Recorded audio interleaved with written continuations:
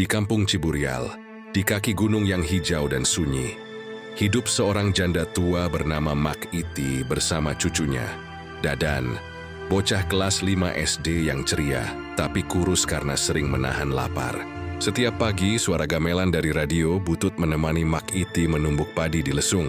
Rumah mereka panggung kayu, beratap rumbia. Diapit kebun singkong dan sawah yang tak terlalu luas. Dulu sawah itu milik suaminya, tapi sejak meninggal Mak Iti harus menggarap sendiri. "Mak, kenapa kita nggak beli beras saja di warung kayak orang-orang?" tanya Dadan sambil duduk di tangga, menggoyang kaki kecilnya. Mak Iti tersenyum, mengelus rambut cucunya. "Kalau beli terus, dari mana nanti kita belajar bersyukur, nak? Menanam itu bukan cuma buat makan, tapi buat hati, biar tetap hidup walau susah." Tahun itu, kemarau datang panjang. Air irigasi berhenti mengalir. Dan padi di sawah Mak Iti mulai menguning bukan karena matang, tapi karena kering. Banyak petani putus asa. Tapi Mak Iti tetap pergi ke sawah setiap hari. Sambil menatap langit, ia berdoa lirih.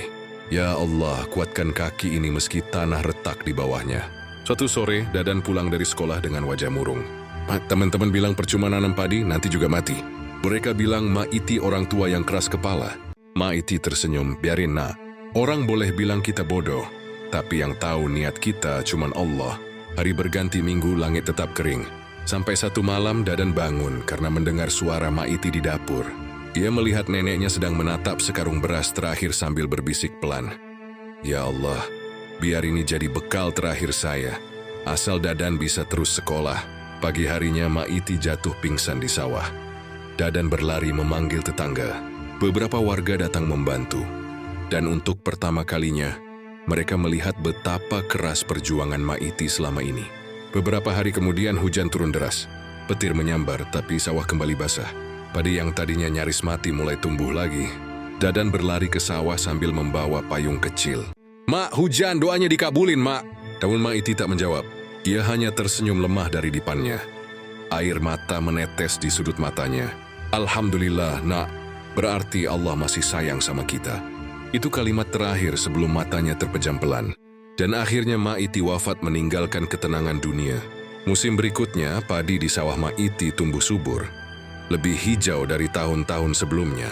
Di pinggir sawah, Dadan menancapkan papan kecil bertuliskan, "Sawah Mak Iti." Tempat doa tumbuh bersama padi tepat dekat makam Mak Iti. Dari kisah ini, kita bisa melihat orang yang paling menderita adalah yang paling banyak berdoa untuk orang lain. Kesabaran bukan hanya menunggu hasil, tapi terus menanam meski tahu dirinya mungkin tak sempat memanen. Jika hidup terasa berat, ingatlah Mak Iti. Doa dan kerja kerasmu tak pernah sia-sia, meski hasilnya baru terlihat setelah kau tiada. Bagikan kisah ini, biar lebih banyak orang belajar bahwa perjuangan tanpa pamrih itu masih ada dan selalu indah di mata Allah.